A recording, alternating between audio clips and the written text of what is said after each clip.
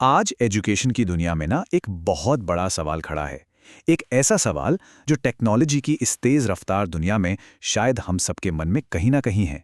सवाल ये है कि क्या भविष्य में हमारे पसंदीदा टीचर की जगह कोई रोबोट ले लेगा? क्या मशीनें वाकई उन इंसानों की जगह ले सकती हैं जो हमें ना सिर्फ सिखाते हैं बल्कि प्रेरित भी करते हैं?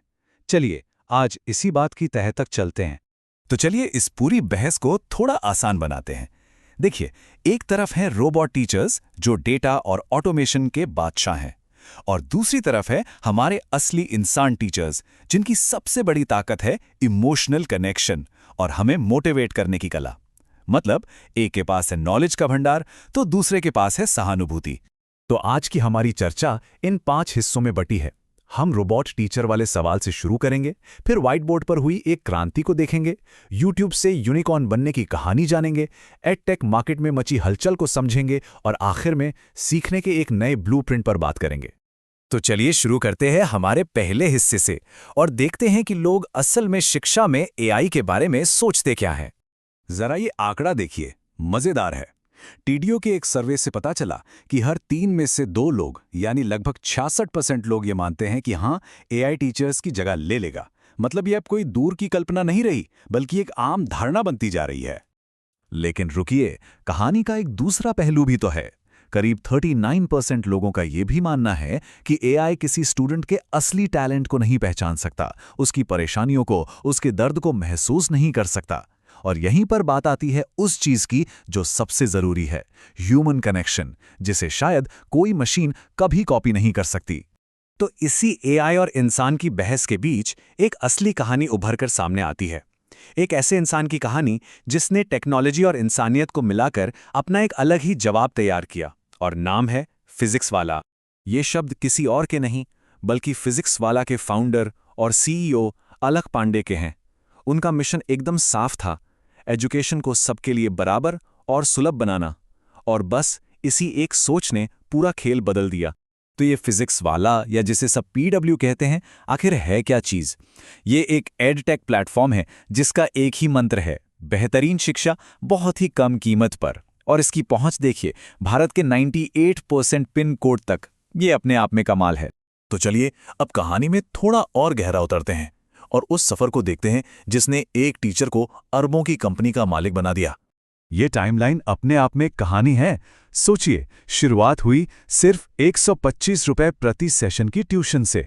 फिर 2016 में आया यूट्यूब चैनल, 2020 में पीडब्ल्यू ऐप लॉन्च हुआ, और अब 2025 तक एक पब्लिक कंपनी बनने का लक्ष्य है। क्या कमाल का सफर है। और इस पूरे सफर की नींव क्या थी? वो थी ये जबरदस्त संख्या, 3 करोड़ 60 लाख से भी ज्यादा स्टूडेंट्स जो फिजिक्स वाला के 80 यूट्यूब चैनलों पर बिल्कुल मुफ्त में पढ़ रहे हैं।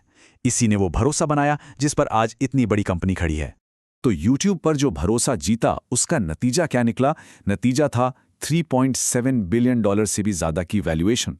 देखते ही देखते फिजिक्स वाला भारत का सबसे सफल और प्रॉफिटेबल एडटेक यूनिकॉर्न बन गया। और बात यहीं नहीं रुकती, जरा इस नंबर पर गौर कीजिए। फाउंडर अलख पांडे की पर्सनल नेटवर्थ 14,510 करोड़ रुपए तक पहुंच गई। ये दिखाता है कि अगर आपका मिशन सही हो तो कामयाबी कितनी बड़ी हो सकती है। तो सवाल उठता है कि ये हुआ कैसे? क्या था इनका सीक्रेट सॉस? कोई महंगे विज्ञापन नहीं, कोई तामझाम नहीं, बस एक चीज थी, भरोसा और असलियत। दिखावे की जगह सादगी पे जोर दिया और स्टूडेंट्स के साथ एक मजबूत रिश्ता बनाया। यही उनकी सबसे बड़ी ताकत थी। अब देखते हैं कि फिजिक्स वाला ने भारत के बड़े बड़े एडटेक प्लेयर्स के खेल को कैसे बदल दिया। इस टेबल को देखिए, सारी कहानी साफ हो जाएगी। जहां बायजूस और अनअकैडमी जैसे बड़े नाम महंगे सब्सक्रिप्शन पर फोकस कर रहे थे, वहीं फिजिक्स वाला ने एक फ्रीमियम मॉडल अपनाया। मतलब बेहतरीन कंटेंट मुफ्त में दिया और पेड कोर्सेज को इतना सस्ता कर दिया कि वो हर उस स्टूडेंट तक पहुंच सके जो महंगी कोचिंग नहीं ले सकता था।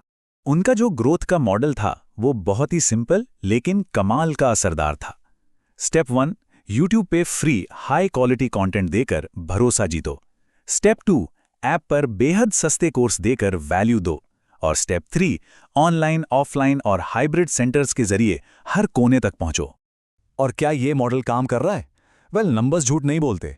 उनका रेवेन्यू आसमान छू रहा है और साथ ही उनके घाटे में भारी कमी आई है। ये इस बात का सबूत है कि उनका ये किफ़ायती मॉडल ना सिर्फ चल रहा है बल्कि बहुत ज़्यादा प्रॉफिटेबल भी है। तो फिजिक्स वाला की इस ज़बरदस्त कामयाबी से हमें एजुकेशन के भविष्य के बारे में क्या सीखने को मिलता है, चलिए इसे समझते हैं। इस बात को उनके को-फाउंडर प्रतीक माहेश्वरी बहुत खूबसूरती से समझाते हैं। वो कहते हैं कि एडटेक में एजुकेशन हमेशा टेक्नोलॉजी से पहले आती है, क्योंकि शिक्षक ही टेक्नोलॉजी में जान डालते हैं, आत्मा डालते हैं। तकनीक तो बस एक टूल है, असली जादू तो टीचर ही करता है। और उनकी आगे की स्ट्रैटेजी भी बिल्कुल इसी सोच पर आधारित है। अब वो एक पब्लिक कंपनी बनने जा रहे हैं, ज़ाइलम लर्निंग जैसे दूसरे संस्थानों को खरीद रहे हैं और एआई को एक टीचर के रिप्लेसमेंट की तरह नहीं बल्कि उसके एक हेल्पर के तौर पर इस्तेमाल कर रहे हैं। तो इस पूरी कहानी का निचोड़ क्या है? टेक अवे ये है कि फिजिक्स वाला ने यह साबित कर दिया है कि एजुकेशन का भविष्य सिर्फ टेक्नोलॉजी में नहीं है, बल्कि ये टेक्नोलॉजी अफोर्डेबिलिटी यानी कम कीमत और सबसे बढ़कर इंसानियत के एक मजबूत कॉम्बिनेशन में है। तो आखिर में हम उसी सवाल पर वापस आते हैं जिससे हमने शुरुआत की थी।